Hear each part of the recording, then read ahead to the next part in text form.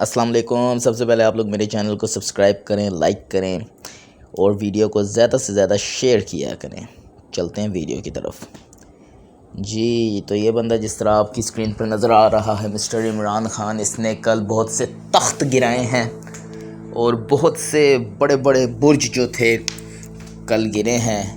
ان سب کو اپنی اوقات یاد آ گئی ہے جو برج کل گرے ہیں، کیونکہ عمران خان نے کل ضمنی الیکشن میں ریکارڈ توڑ کامیابی حاصل کی ہے۔ ریکارڈ توڑ کامیابی کا مطلب کہ ذوالفقار علی بھٹو کے پاس ایک ریکارڈ تھا کہ اس نے جب الیکشن لڑا تھا جنرل الیکشن، تو اس میں 5 سیٹیں اس نے نکالی تھیں، 5 میں وہ کھڑا ہوا تھا اور 5 کی 5 سیٹیں وہ جیتا تھا۔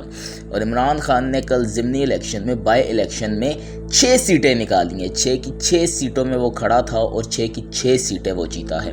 کراچی والی بھی، ملیر والی بھی وہ جیت جاتا، لیکن آپ کو پتہ ہے ادھر سب سے بڑی بیماری ہے، پاکستان کی سب سے بڑی بیماری، دنیا کی سب سے بڑی بیماری، اور وہ لالچی بندہ ہے۔ اور اس نے دھمکی دیا، دھمکایا کہ مجھے ملیر کی سیٹ چاہیے، یہاں سے عمران خان نہیں جیتنا چاہیے، جس پر حکیم بلوچ مد مقابل تھا عمران خان کے۔ لیکن پھر بھی عمران خان نے بہت اچھا مقابلہ ادھر بھی کیا، اور وہ کہہ رہے ہیں کہ ہم الیکشن کمشنر کے پاس جائیں گے، جو کہ ہے ہی فراڈ 2 نمبر اور نون لیگ کا بوٹ پالشیا۔ لیکن انہوں نے کہا ہے کہ ہم اس کو دوبارہ ری الیکشن کے لیے عدالت کے پاس جائیں گے اور دوبارہ سے الیکشن کروائیں گے، کیونکہ ادھر بھی عمران خان جیت رہا تھا۔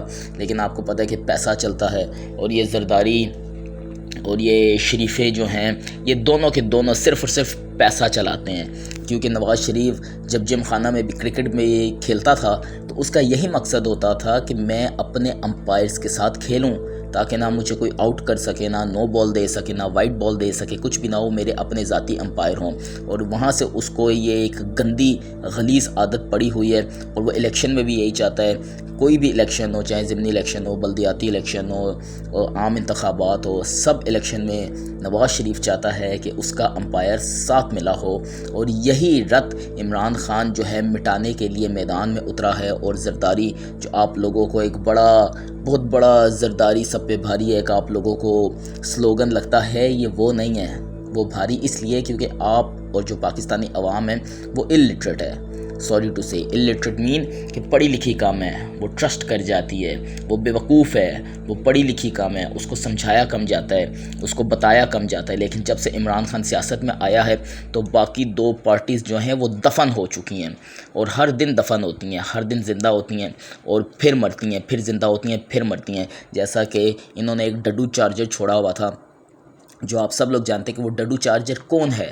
وہ نون لیگ کی ایک ڈڈو چارجر ہے جو کہتی تھی آپ روئیں، پٹیں یا چیخیں، تو کل اس کی چیخیں بھی نکل گئی ہیں، کل روئے بھی بڑا ہیں اور پٹ بھی رہے ہیں۔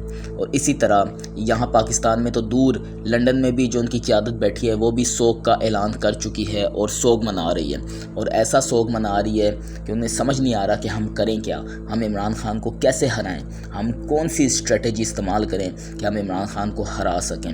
اور کل عمران خان جیتا، اور آج عمران خان نے پریس کانفرنس کی ہے، اور یہ جو آپ کی اسکرین پر عمران خان چلتے ہوئے آ رہے ہیں اور یہ جو ان سے سوالات کر رہے ہیں، یہ سب نیوز رپورٹر ہیں۔ اور دیکھ لیں عمران خان نے اپنے پسندیدہ کے نیوز رپورٹر نہیں منگوائے ہوئے جو ان سے پرسنل کیا ہوتے سوال کریں، ان کے بارے میں سوال کریں۔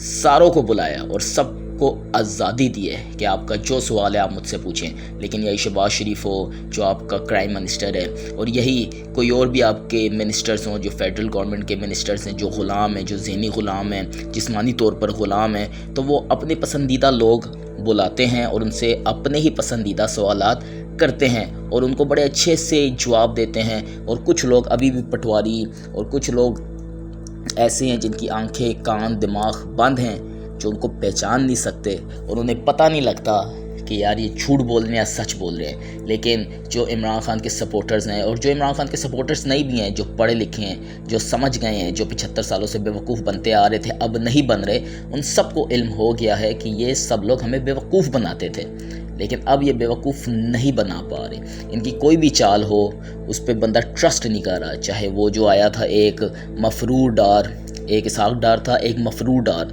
جو باہر سے آیا ہے، جس نے کہا کہ میں ڈالر کم کر دوں گا، میں روپیے کو یوں کر دوں گا، میں ایسا کر دوں گا اور مہنگائی کم ہو جائے گی. اور آئی ایم ایف کے پاس وہ جو اپنا سینہ اتنا چوڑا کر کے گیا کہ پتہ نہیں وہ ایسا کیا کمال کر دے گا، لیکن آئی ایم ایف نے اسے جھنڈی کرا دی اور ٹھڈا مارا اور کہا کہ پہلے اپنے ملک میں اسٹیبلٹی لاؤ، ٹھیک ہے، اور پھر اس کے بعد اسٹیبلٹی پولیٹیکل کیا ہوتے ہیں الیکشنز کرواؤ اور پھر میرے پاس بھیک مانگنے آنا، کیونکہ یہ ہیں ہی بیکاری اور یہ بھیک ہی مانگ سکتے ہیں. اور یہ سمجھتے ہیں کہ ہم کسی سے بھیک مانگیں گے اور ایک معصوم سا چہرہ بنا کے لوگوں کو بیوقوف بنا دیں گے تو وہ لوگ ویسٹرن مغربی ممالک کے بادشاہ ہیں.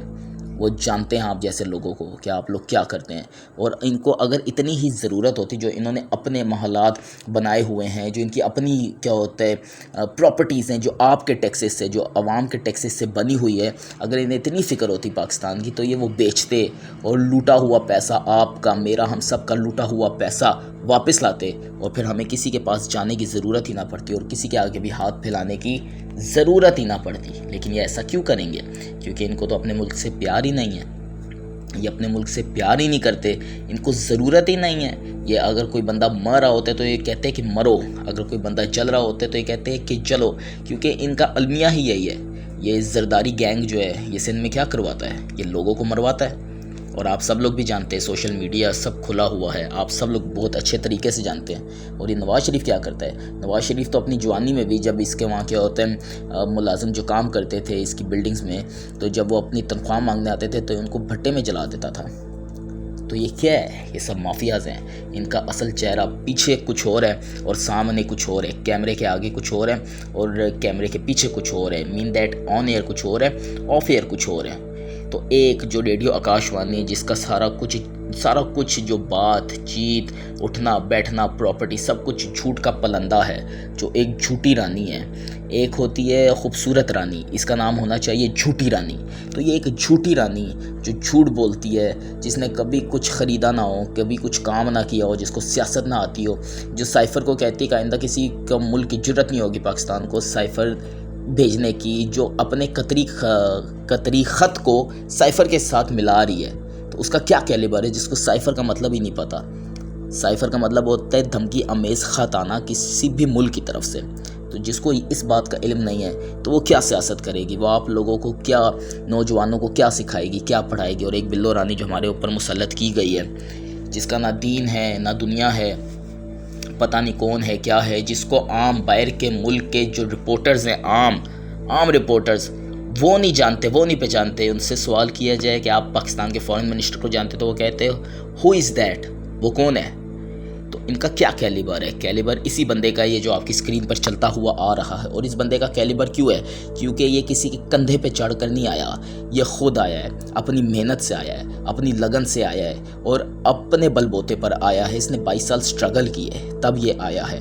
یہ ایسے کسی کے کندھے پہ آ نہیں گیا، کسی کی مدد کے ساتھ نہیں آیا. تو پاکستان کو ہمیشہ سلامت رکھیے. پاکستان زندہ باد. اللہ حافظ.